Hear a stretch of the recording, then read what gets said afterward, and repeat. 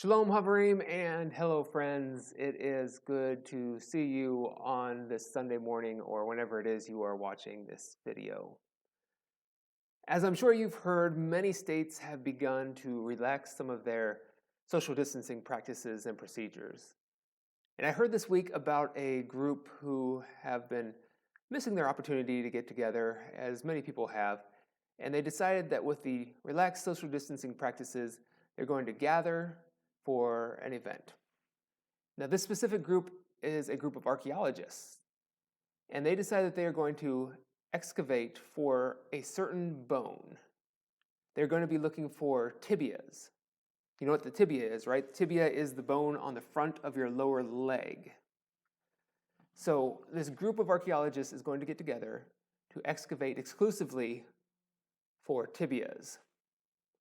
I hear it's going to be a real shindig. Yeah, I know, bone jokes are always humorous. And you got a 2-for-1 this morning.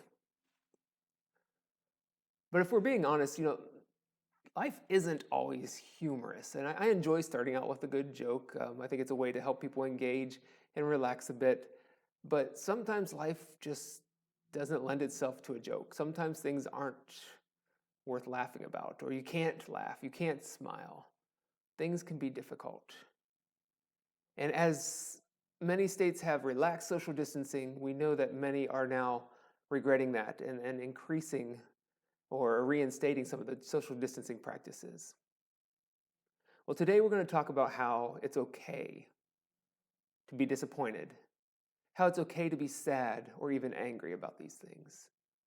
God can handle it, so go ahead, and it's okay to complain.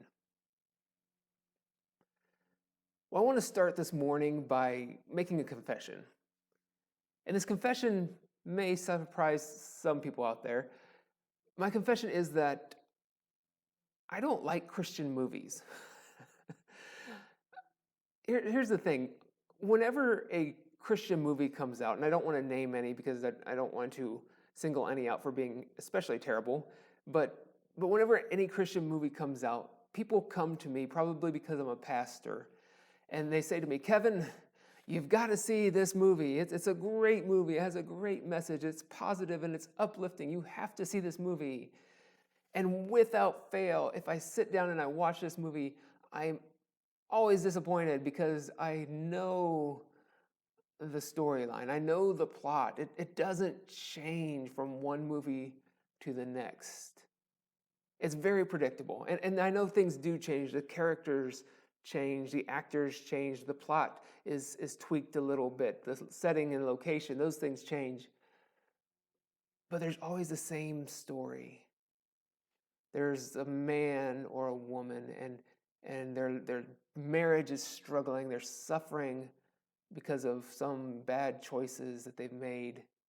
Maybe their job is in jeopardy. Their sports team is probably not doing too well. They keep losing. And then all at once, this person finds Jesus and they pray the sinner's prayer. And almost immediately, their life turns around. Their job is great. They probably get a promotion. Their marriage becomes perfect. They're the exemplary couple. Even their sports team begins to win. The team that was terrible all at once wins the championship.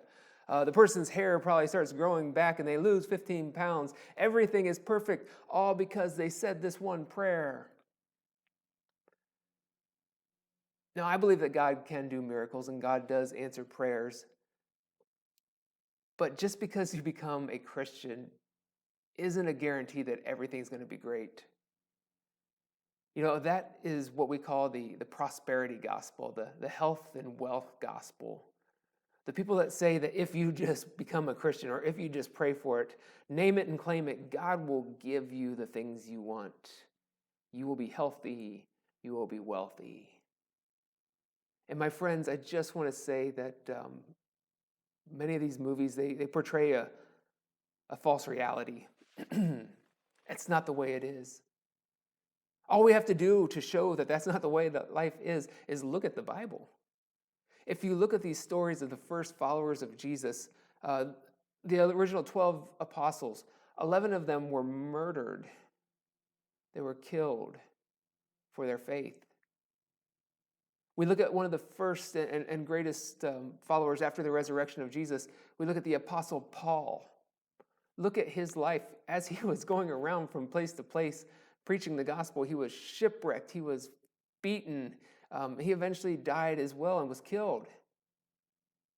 Even go back to the Old Testament, these dedicated followers of God, the prophets. You have people like Jeremiah.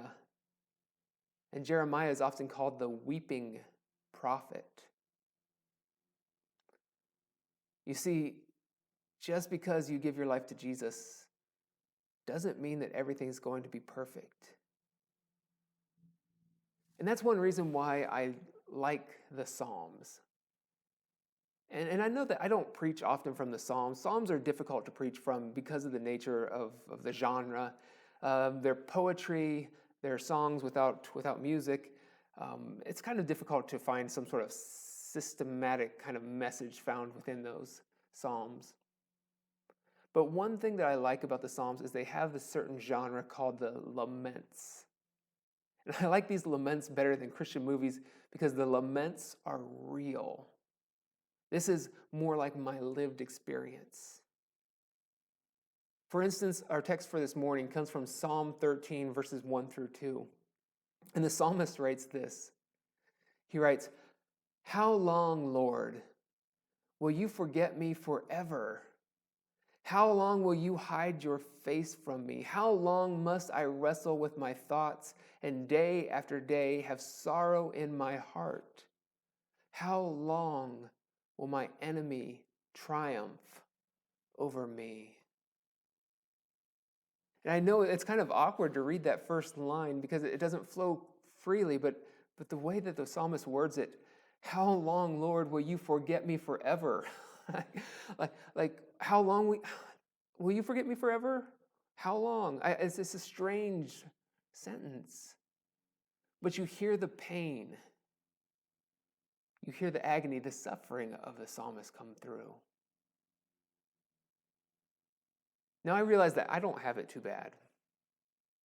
I still have an income. We have a house. We have plenty of food. But yet I also find myself struggling. Like many of you with young children, one of the biggest struggles is just finding something for them to do. I find that one of my biggest struggles is just keeping busy. And I hear people complaining about things that maybe don't seem as bad as what other people are dealing with. And I know that it is difficult no matter where you are. Some people who have had troubled marriages before are now experiencing even additional stress upon all of that. Even the news this week that our children won't be going back to school for a couple extra weeks, and when they do go back to school, it'll only be for 2 days a week. All of these stresses add up. And no, maybe you or I, we aren't experiencing all the stresses that other people are. Maybe you still have food, maybe you still have money, but the stress is still real. In the middle of this, are we in the middle, hopefully towards the end, I don't know, of this COVID-19 pandemic, I don't want to promise you the Christian movie ending. That if you just pray a prayer, everything's going to work out. Because sometimes things don't work out well. That's biblical. The Bible teaches us that. It shows us that. What I want to do today is tell you it's okay to lament. It's okay to cry out to God and to one another and ask, "How long, God? How long, Lord, will you forget us forever?" And like the psalmist, in the end, I want to say, let us remember that God is with us, even through the storms, even through the struggles, even through the pandemic. All right, friends, You can go out today, this week, for as long as you need to, and cry out to God. God can take it. And I pray that we will be there for one another during this time.